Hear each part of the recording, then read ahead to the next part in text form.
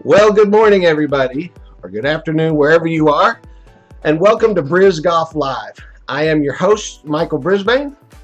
I'm a PGA professional, and I'm the Director of Instruction at Isaiah City Golf Course in freezing cold Mobile, Alabama.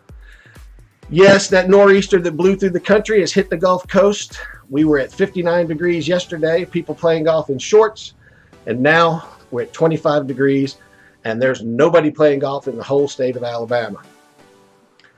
So I want to welcome you to the show again, and I think we've got a great show.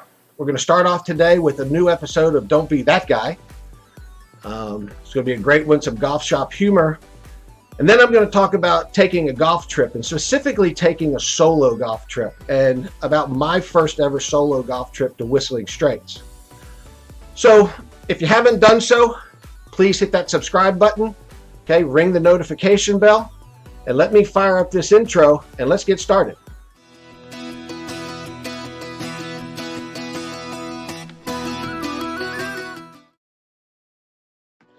All right, got my hat, my scarf off. We're okay, we're indoors. So like I said, we're going to talk today about taking a solo golf trip, and specifically my solo trip to Whistling Straits. And I'm not going to talk about the specifics. I'm not going to do course critique and talk about the way that I played and all that stuff. I'm going to talk about taking the trip and why I did it and the benefits of taking a solo golf trip. But let's get started with Don't Be That Guy. And like I said, this is a little golf shop humor. This is a scenario that happens quite frequently at the golf shop. You'd be surprised how often it happens. And the reaction from the staff. And so we've got some great method acting going on today by Bridget, Matt, and myself. We are running through the scenario, and here's the setup. It's 9 o'clock on a Saturday morning. Golf course is packed. It's beautiful outside. Two guys walk up to the counter, and they want to go play golf, and they don't have a tee time. And it's the questions that they then ask are the typical questions that are always asked, and it's unbelievable. They're dumb questions.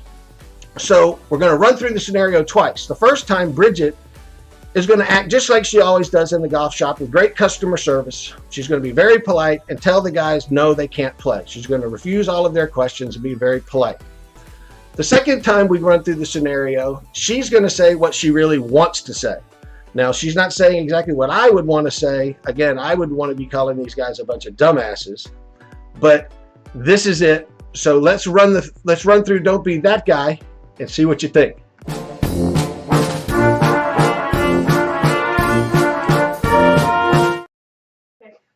Hey, good morning. How can I help you? We'd like to play 18 holes with a cart. All right. So, what's your tee time? Oh, we don't have a tea time. So you are definitely going to need a tee time this morning. We don't have any tee times available until about 1:08. Okay, 1:08. There's no way you can squeeze us in? No, so we're all the way booked. We're booked solid. There's people waiting on the tee out there, so we're definitely not going to be able to fit you in this morning. Well, can we go off the back nine on number 10? There's not going to be any room to go off of the back nine this morning. Like I said, our next tee time's at 1:08. All right, cool. Well, let's just go somewhere else. Okay. Thanks. Hey, good morning. How may I help you? Yeah, we'd like to play 18 holes with a cart. All right. What's your tee time? We don't have a tea time. Do anyone? You thought you could come in here on a Saturday morning at 9 o'clock without a tee time? Well, yeah. I mean, what do you book? When's your first available time? The first available tee time's at 1:08 because it's busy. It's 9 o'clock on a Saturday. Well, you can't just squeeze us in? We cannot squeeze you in. When you couldn't find a parking spot, you should have assumed that there's no tee time. We can't go off the back nine? No, where do you think all the people that got here at 7 o'clock in the morning are going to go? They're going to go to the back nine. They haven't played the back nine. That's where they're going to be. Oh my God, let's go somewhere else where the customer's nicer. Customer service is better. Well, have fun somewhere else, buddy. Don't be that guy. Don't be that guy.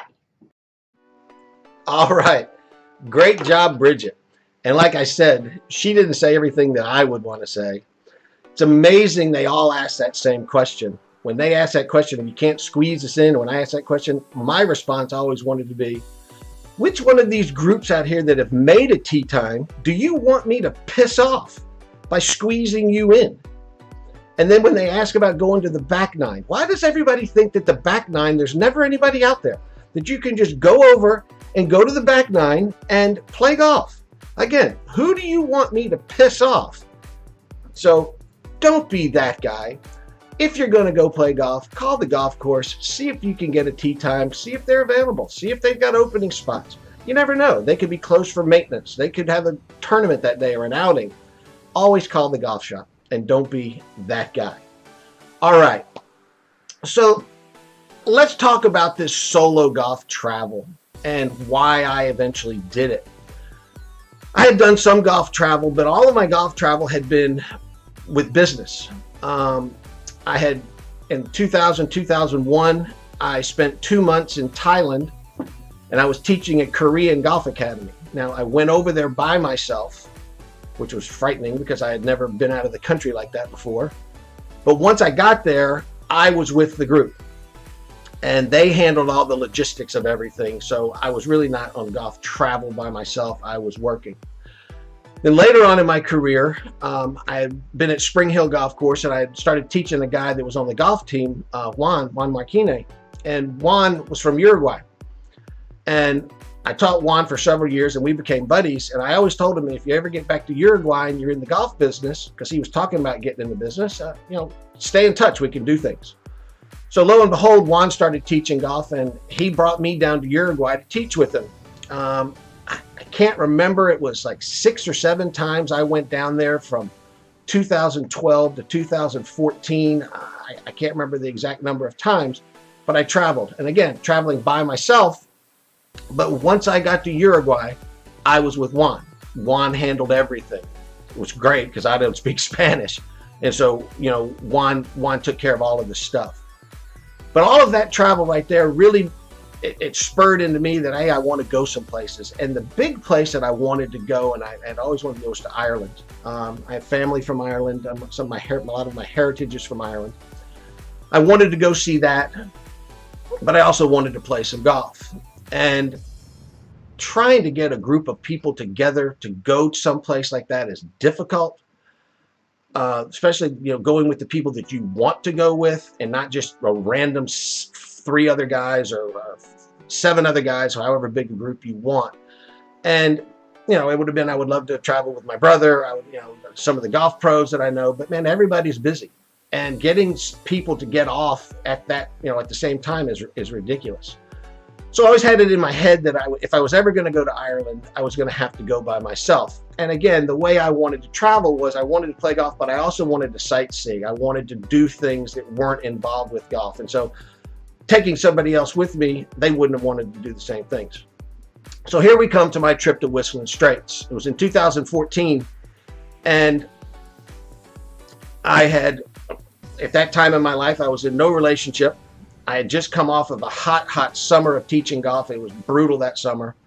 I hadn't been anywhere. I'd been to Uruguay in the earlier part of the months, in the early part of the year, and hadn't been anywhere. And I just wanted to get out of town. And in my head, I said, Michael, find some place that's a little cooler, and let's go play some golf. Let's take a golf trip by yourself and just test and see if you can do it. So Whistling Straits popped into my head, and I called up to Whistling Straits to see if I could come play. Notice I said I'm not that guy.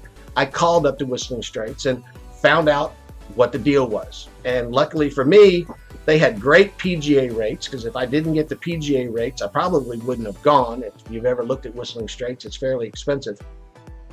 I had frequent flyer miles on multiple airlines that I used with Delta, and I flew myself. And I made arrangements to take a short golf trip. Okay, again, this was an experiment to see if I could travel by myself, to see if I enjoyed playing golf, to see if I enjoyed staying by myself, to see if I enjoyed going out to dinner, all of those things by myself. So one of the criteria in choosing a place was, could I walk and carry my own bag? If I was going to go to Ireland, I knew that I was going to be walking, and I prefer to carry my own bag. And so at Whistling Straits, they've got 4 golf courses up there. You've got the Straits course at Whistling Straits, and then you've got Black Wolf Run, and 2 courses at each one. Well, 3 out of the 4 golf courses allowed you to walk and carry your bag. The Straits course you walk, it's walking only, but you have to have a caddy. So that was fine. So I made arrangements, got my tee times, and made a short trip. And what I did is I flew up on a Thursday morning. I had tee time that afternoon at Black Wolf Run at the Meadow Valley course. And then I was going to play Friday, Saturday, Sunday, fly back home Sunday night. So I don't have any pictures of the Meadow Valley course. I'm getting ready to run a whole bunch of pictures as I keep talking. But Meadow Valley was the first experience. And I got up there and it rained all day long. And we had a tee time at about 3 or 3:30. And we were like the second people off. They weren't letting anybody play. So that ended up being nice. And I got paired up with a local guy named Danny. And matter of fact, Danny and I are still friends on Facebook. And he had never played the golf course before. He was walking and carrying his bag. And we just had a great time. He was super nice. The golf course was excellent. Golf was so-so, but I wasn't worried about how I was playing. This wasn't about me going and, seeing if I could go shoot par or whatever. I was enjoying the experience. So after the round, Danny and I go in and we have a beer in the clubhouse and we were just chatting. And so I asked the question, and this is how my whole trip then went. I said to Danny, hey, if you were going out tonight in Sheboygan and you wanted to eat a bratwurst and drink a few beers, where would you go? And he says, oh man, you got to go to the 8th Street Ale House. It's great. Well, lucky for me, I'm staying in the Econo Lodge. Again, I've booked very modest conditions. I wanted to stay in town. The Econo Lodge had availability. It's on 8th Street. So I just walked up the street that night, had a bratwurst, drank a few beers, had a great time. Got talking to the bartender, and then asked the same question again before I left. Hey man, if you were going out to eat tomorrow night, where would you go? I'm staying at the Econo Lodge on 8th Street. He says, he goes, a couple blocks down there is a fantastic pizza joint that does wood-fired pizza. So that's how my trip went, and that's how I went about it. So here we are, my second day. I go up to Whistling Straits, and I play the Irish course. You're going to notice in these pictures it's very foggy that day. But also notice over here to the side, I've got pictures of Lewis Black and Kathleen Madigan. Both of them very famous comedians. This is who I got paired up with at Irish course. I get paired up with these two, plus Kathleen's business partner, and I apologize, I can't remember her name. So we get up to the first tee, and there's the group. They had a 4-caddy. That's their 4-caddy. They were riding carts. I was walking and carrying my own bag. And I introduced myself to Kathleen first and tell her my name. And she says, oh, hi, I'm Kathleen. And I said, hi. And I went over to Lewis, and I didn't recognize him. I knew who he was. I knew who Lewis Black was, but I didn't recognize him because you can see how he's dressed, hat, sunglasses, shirt untucked. And I said, hey, how you doing? To introduce myself. And he just said, hey, how are you? He doesn't even tell me his name. So we go up to the first tee, and we tee off. Business manager's not there yet. She caught us on about hole number 2 or 3. She was running late. Well, as we're playing, I keep looking at Lewis Black, and I keep thinking, man, I recognize this guy. And we get to the 4th hole, and I've hit my approach shot on the par 4, and I'm up a little short. Lewis is in the bunker, and Kathleen has hit a pitch shot up onto the green, and she comes walking up. And she had told me she was from L.A., and she had told me that Lewis was from New York. He still wasn't very chatty at the time. So I said to Kathleen, so Kathleen, what do you do in L.A.? And she said, I'm a stand-up comedian. And I said, well, that makes perfect sense, because isn't that Lewis Black in the bunker? And she started laughing, and she said yes. So for the rest of the round, they knew that I knew who they were and all of this stuff. And, man, we had a great time. They were fun to be on the golf course with. We got finished playing golf. They were going up in the clubhouse to have some lunch. They invited me to come up with them.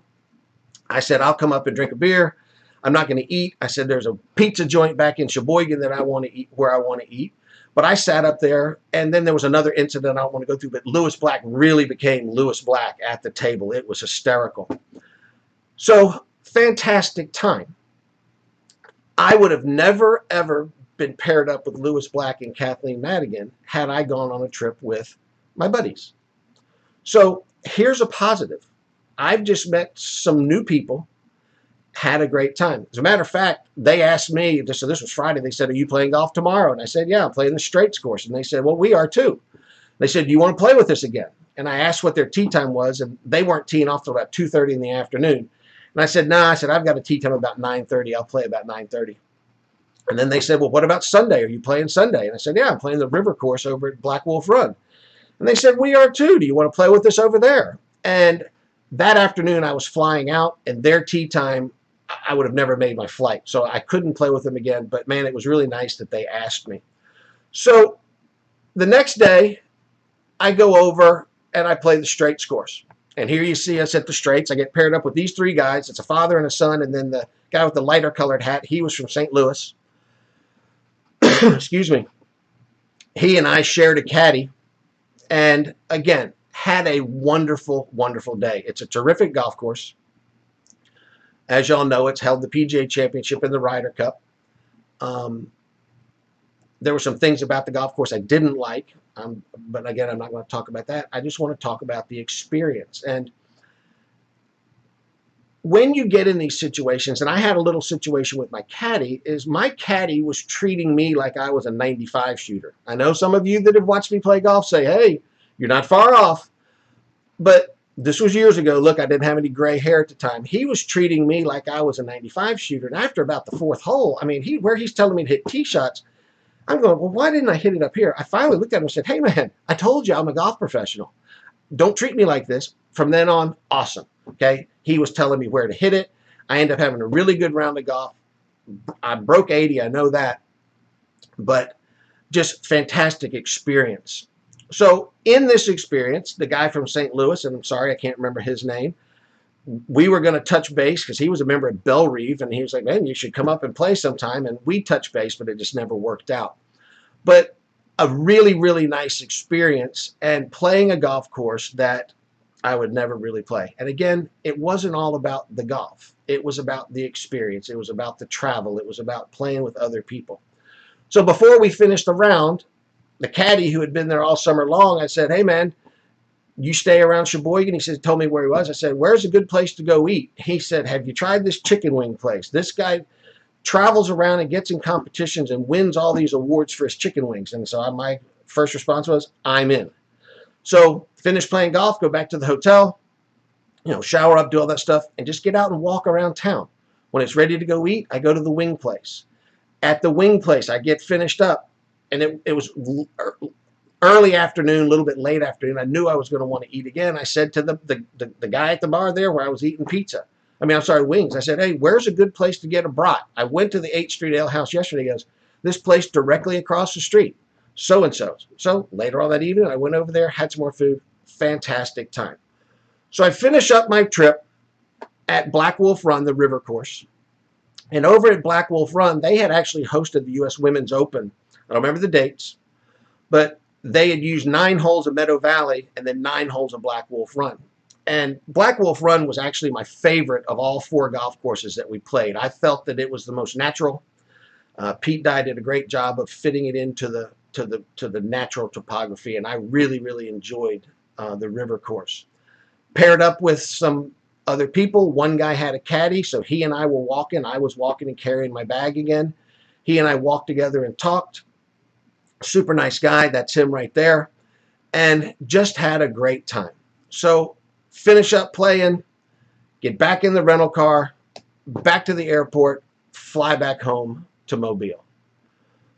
So there's my experience as a solo golf traveler. And again, it was a short trip. It was done as an experiment to see if I enjoyed it, and I enjoyed everything.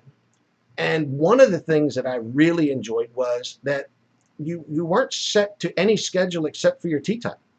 You could go do whatever you wanted to do. I could eat wherever I wanted to eat. I could walk and see whatever I wanted to walk and see. It was just me by myself doing what I wanted to do. So if you have some place that you would like to go, that you've always thought you'd like to go, but you can't get a group, think about taking a solo golf trip. Okay, do some research, figure it out. I think you'll have a great time. So I'd like to thank all of y'all for watching. I want to wish everybody a very Merry Christmas and a Happy New Year. I hope the cold weather that blew through the United States is treating everybody okay. I will come up with some type of schedule for next week of doing my next live stream. But in the meantime, again, very Merry Christmas. Have a great week, and don't be that guy.